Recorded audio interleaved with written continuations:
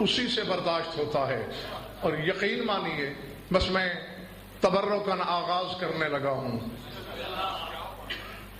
آدم سے عیسیٰ تک انبیاء کی صف لگا دو اور باری باری ایک ایک نبی سے فرمائش کرو. سر اٹھانا. اگر پہلا جملہ آپ نے خرید لیا تو پھر اسی کے تناظر میں نے آگے سے سفر کرنا ہے.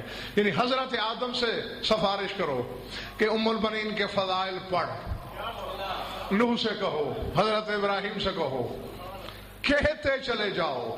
ہر نبی سے تمہیں یہی جواب ملے گا، ہاں ہاں ہم فضائل بتائیں گے لیکن وہاں تک جہاں تک ہمارا علم ہے. اللہ اکبر. ہاں آگے سوال پھر فرق پیدا ہوگا. تم اللہ کی حجتیں ہو، نبی ہو، معصوم ہو، علم الہی عطا ہوا ہے تمہیں، پھر یہ کیوں کہہ رہے ہو کہ جہاں تک ہمارے علم کی رسائی ہے ہم حقیقت بیان نہیں کر سکتے؟ تو ہر نبی تمہیں یہی جواب دے گا، ہم اس معدن حقیقت کے فضائل کیا پڑھیں جو علی کی موجودگی میں زمانے کو دوسرا علی عطا کر دے.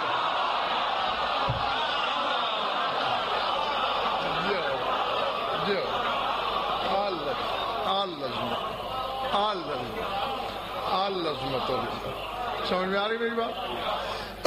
جیتے رہو جہاں تک تمہارا دل چاہے. ہاں یقیناً تم نے اپنی امانت وصول کر لی. سب سے بڑا کمال ندیم یہی ہے اس مخدرہ کا کہ اس نے زمانے کو ثانی علی دیا ہے. العظمت للہ.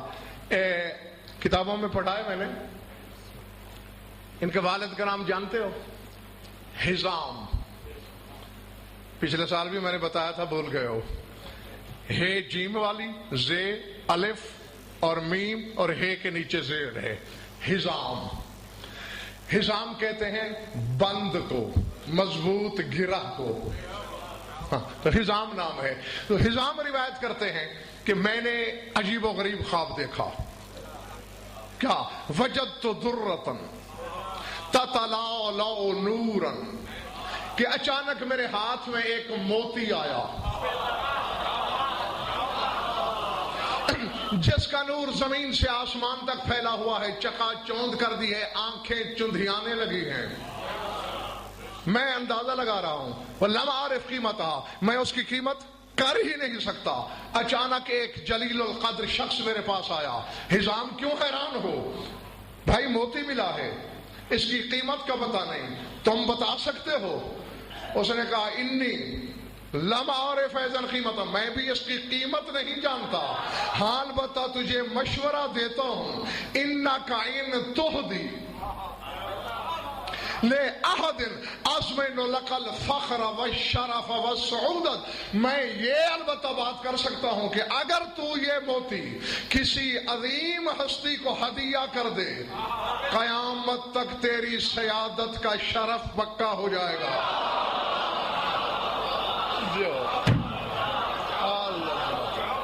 العظمت للہ. سمجھ میں آ رہی ہے میری بات؟ ہاں آنکھ کھلی. اپنی قوم کے عالم سے امجد پوچھا، میں نے یہ خواب دیکھا. اس عالم نے کہا اگر تو نے خواب میں کوئی ایک لفظ گھٹایا بڑھایا نہیں، انک ترزق بنتن، تیرے گھر میں عظیم بیٹی ہونے والی ہے جو کسی ایسی ہستی کا حرم بننے والی ہے کہ تیرا فخر ازل سے ابد تک پائیدار ہو جائے گا. اور اسی خواب کے نتیجے میں جناب ام البنین سلام اللہ علیہا تشریف لائیں. سر اٹھانا ہے بس. اب توجہ بھی ہو گئی ہے، کافی حضرات آ بھی گئے ہیں، باقی جو بعد میں آئیں گے وہ ہمارے ساتھ ثواب میں شامل ہوں گے. ہاں میرے عنوان کے ساتھ ہی تم ہو. درہ کا لفظ ہے موتی. در موتی یہ ایرے غیرے کے لیے استعمال نہیں ہوتا. ہاں میں کوشش تو کر رہا ہوں کہ اپنی طرف سے آسان آسان لفظ بھیجوں. ہاں آخری بندے تک جو دیواروں سے ٹیک لگا کے کھڑے ہو تم بھی میری طرف دیکھنا. میں نے تاریخ میں ایسا 3 ذاتیں ہیں جن کے بارے میں در کا لفظ دیکھا ہے. یا نبی کے لیے، تیرے نبی کے لیے، آدم سے عیسیٰ تک کے لیے نہیں، محمد مصطفیٰ کے لیے، یا خیبر شکن کے لیے تیرے مولا حسن نے امیر شام کے دربار میں کہا تھا کہ درۃ التوحید الذی ان فلق عنہ صدف بیت رب الارباب. کہا تھا او شام والو، جب اللہ کے گھر کا صدف پھٹتا ہے تو اس میں سے جو توحید کا موتی نکلتا ہے وہی تو میرا بابا علی ہے.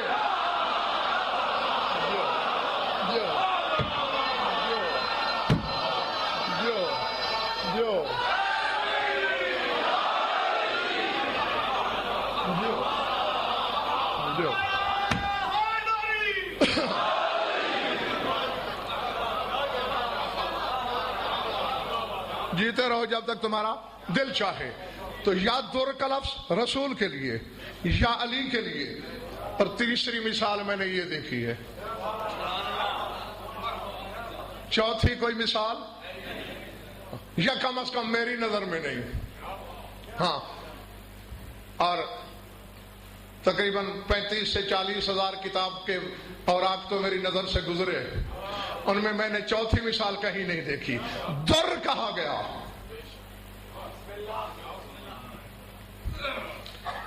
اصل میرا دل چاہ رہا ہے فرف میں اڑ جاؤں. ہاں کیوں؟ یاقوت نہیں کہا گیا، الماس نہیں کہا گیا، در. در وہ حقیقت ہے کہ جو خدا زبان بے زبانی سے خود استعمال کرتا ہے.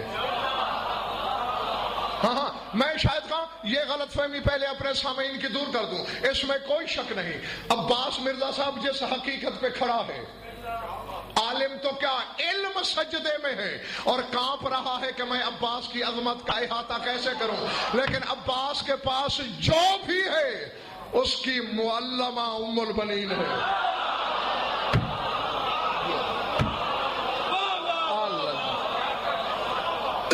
سمجھ میں آ رہی ہے میری بات؟ ہاں، خصوصاً عباس کی وفا اور عباس کا عرفان، یعنی معرفت اور وفا، یہ 2 تحفے علم اور شجاعت علی نے دیا.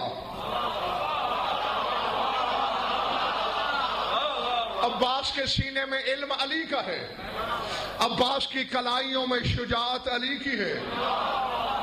یہ دشمنوں نے بھی تسلیم کیا ہے. تمہارے عشرے میں نے بتایا تھا نا کہ مارد بن صدیق تغلبی جب سرکار وفا سے لڑنے آیا تھا تو یہ گھر میں بیٹھ کے بکواس کیا کرتا تھا کہ اگر علی سے میرا کبھی ٹاکرا ہو جاتا تو میں علی کو بتاتا کہ شجاعت کیا ہے. تو اسے عمر بن سعد نے کہا تھا تیری حسرت رہی ہے نا علی سے لڑنے کی، یہ جو جوان آ رہا ہے یہ علی تو نہیں لیکن اس کی کلائیوں میں علی چھپا ہوا ضرور ہے.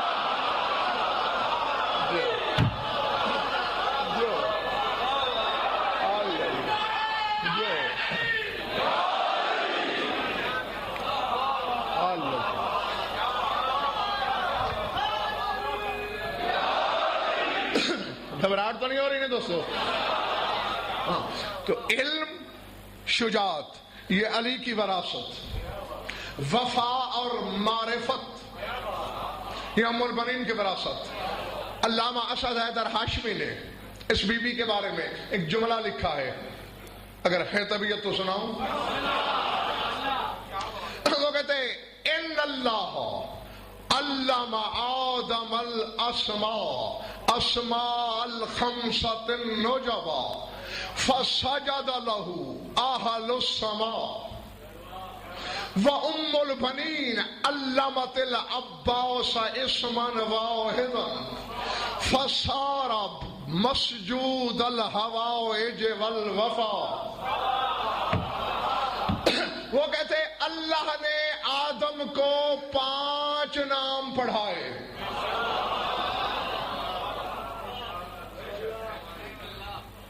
میں نے کوئی انہونی بات کر دی ہے؟ بہت قرآن کہہ رہا ہے علم آدم الاسماء کلھا. لگے تھے میں نے آدم کو اسماء کی تعلیم دی اور فرشتوں کے مقابلے میں امتحان یسد یہی تھا نام فرشتوں کو بھی پتا تھے. وہ جاہل مولوی جو کہتے ہیں فرشتوں کو تو اللہ نے بتایا نہیں، یہ تو ظلم ہے. جو ممتحن ایک طالب علم کو پیپر دکھا دے اور دوسرے سے چھپائے، یہ عدل تو نہیں. نام آدم کو بھی بتا دیے تھے، نام فرشتوں کو بھی.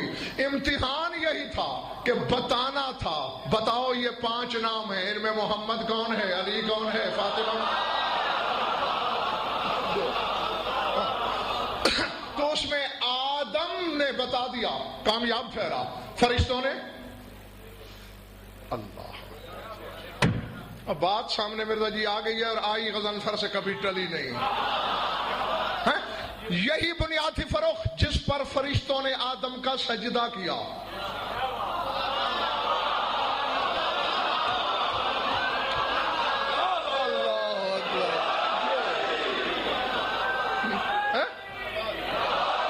ٹھیک ہے نا، یہی بنیاد علم تھی. قرآن یہی کہتا ہے کہ آدم کا علم فرشتوں سے بڑھ گیا تھا، اس لیے فرشتوں پر واجب تھا آدم کا سجدہ کرنا.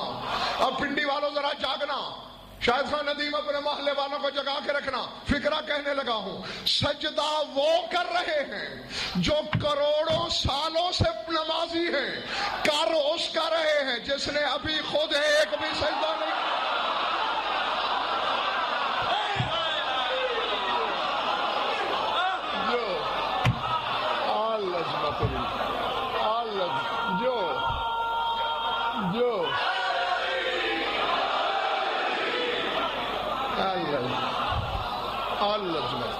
ٹھیک ہے نا. جو سجدہ کرنے والے ہیں وہ ان گنت سجدے کر چکے ہیں. جسے ہو رہا ہے اس نے ابھی ایک سجدہ نہیں کیا. مالک یہ کیا ہے؟ فرمایا اور کچھ نہیں، یہ 5 ناموں کا عالم ہے، فرشتے نہیں ہیں. تو غضنفر کے گلے پر توپ بھی رکھ دو تو میں کہے بغیر نہیں رہ سکتا. اور جو ان کے نام جانتا ہو وہ سجدوں کا حقدار.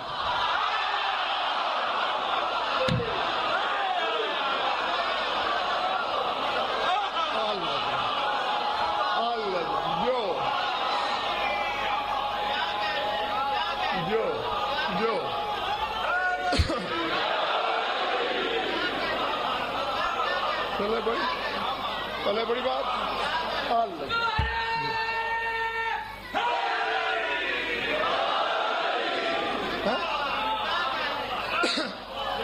جو صرف نام جانے ان کے وہ سجدوں میں شامل ہو جائے.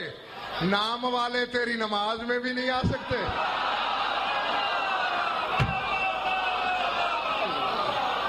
اللہ اکبر.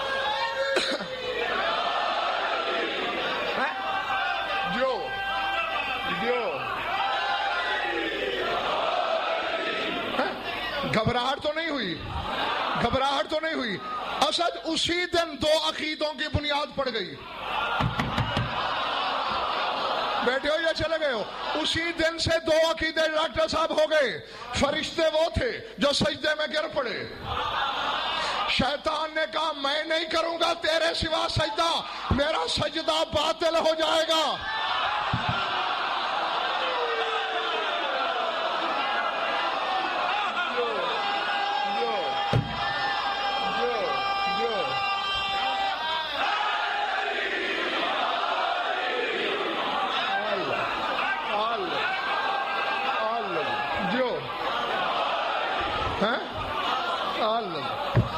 جی اسی دن سے فیصلہ ہو گیا تھا.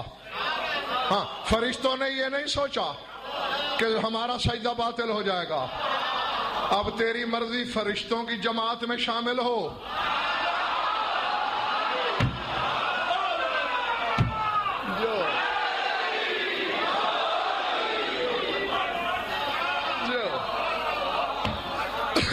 میں تم سے راضی ہیں، جس کی مجلس ہو رہی ہے وہ مخدومہ تم سے راضی ہو بس.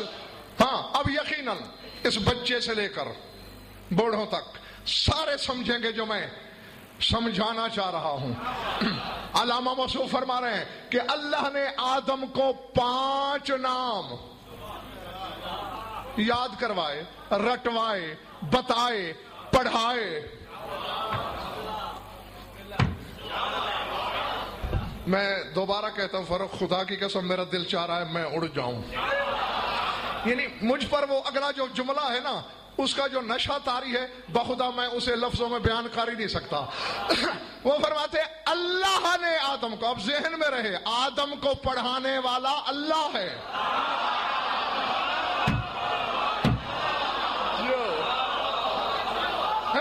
فرماتے ہیں وَأُمُّ الْبَنِينَ سلام اللہ علیہ علمت العباس اسما واحدا، ام البنین نے عباس کو ایک نام پڑھوایا.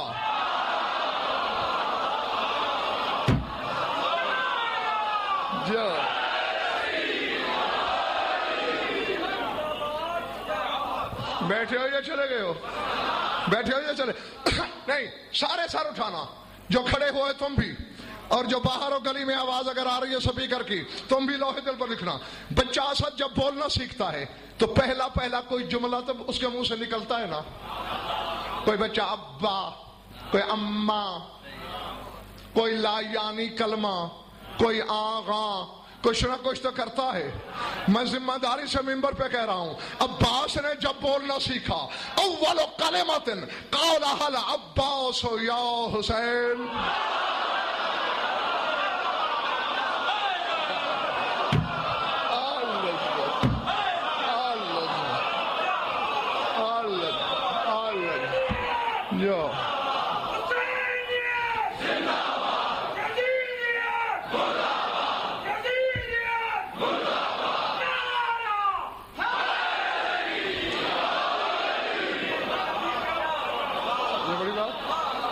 عباس کے منہ سے پہلا کلمہ نہیں، انہوں نے داد دی ہے نہیں. باخدا جو بولتے ہوئے مجمع کی شکایت کرے اس سے بڑا تو کم ظرف کوئی نہیں. تمہاری توجہ، تمہاری داد، تمہاری واہ واہ تسینی، او قابل داد، سوئی کی نوک کے 100واں حصہ بھی شکایت نہیں. لیکن ایک بات پہ تم نے غور نہیں کیا، جو کتاب کے فکرے ہیں وہ ذمہ داری میری. لیکن ذرا پھر غور کرو، اول کلمۃ قالها العباس یا حسین، عباس نے جو پہلا کلمہ بولا، عباس یا حسین کہہ رہا ہے.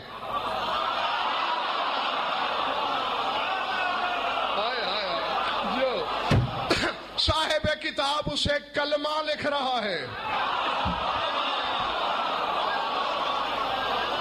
اللہ، عباس نے یا حسین بول کے بتا دیا کہ مذہب وفا کا کلمہ یا حسین ہے.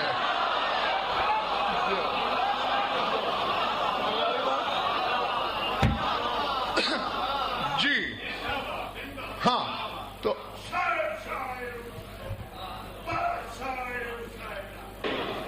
ارادے نہیں، اب ذہن میں رہنا ہے. ہاں نقش کل حجر کر لو، جیسے پتھر پہ لکیر ہوتی ہے ایسے نقش کر لو. آدم کو پڑھایا اللہ نے،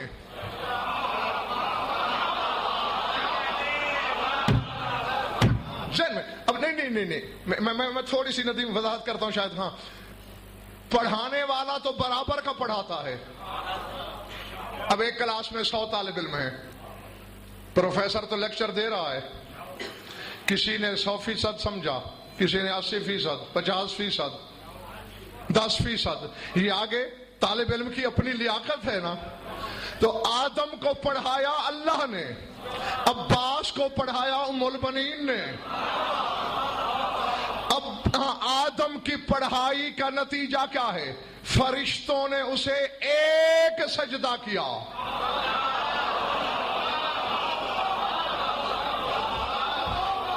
اور وہ فرماتے ہیں کہ ام البنین نے عباس کو ایک نام پڑھایا، حسین کا نام. نتیجہ کیا نکلا؟ فسار مسجود الحاجات والوفا. کہتے 1400 سال ہو گئے، آج تک حاجتیں بھی عباس کے سجدے میں ہیں.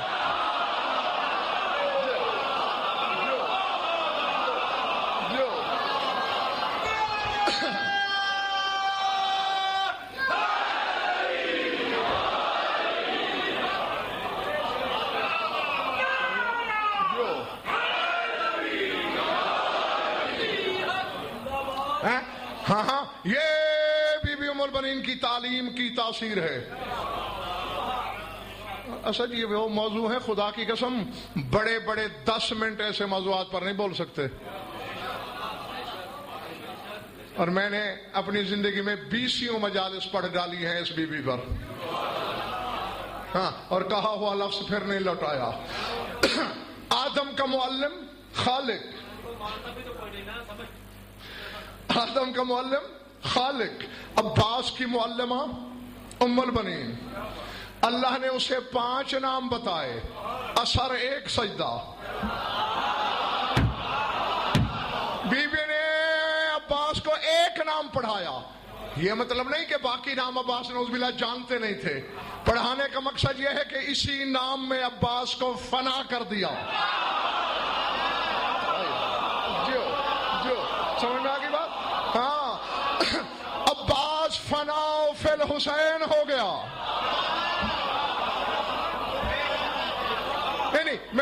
میں ایک چھوٹی سی مثال دوں تاکہ یہ بچہ بھی سمجھ جائے۔ آپ نے مجھے 1 گلاس دودھ دیا، میں نے اس میں 2 چمچے چینی ملا دی۔ فروخت جب تک چینی چمچ پہ تھی، چینی الگ تھی، دودھ الگ تھا، جو ہی دودھ میں فنا ہوئی، اب کوئی مائی کا لال چینی کو دودھ سے الگ نہیں کر سکتا، اور اس میں پھر میں نے 1 چمچہ شہد ملا دیا۔ اب شہد بھی چینی اور دودھ کے ساتھ مل کر، اب اگر کوئی کہے میں شہد کو فنا دیکھنا چاہتا ہوں، دودھ اور چینی کو فنا کر دو، شہد فنا ہو جائے گا۔ کوئی کہے میں چینی کو فنا کرنا چاہتا ہوں، دودھ کو فنا کر دو، ہو جائے گا۔ حسین فانی ہے اللہ میں۔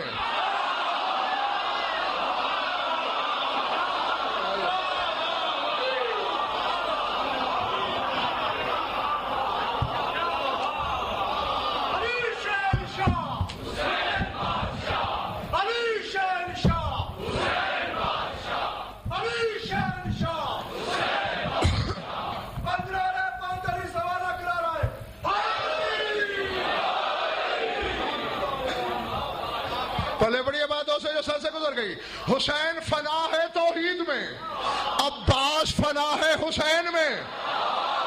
عباس کو فنا کرنا ہے تو حسین کو فنا کرو، حسین کو فنا کرنے کے لیے کبریائی کو فنا کرنا ہوگا۔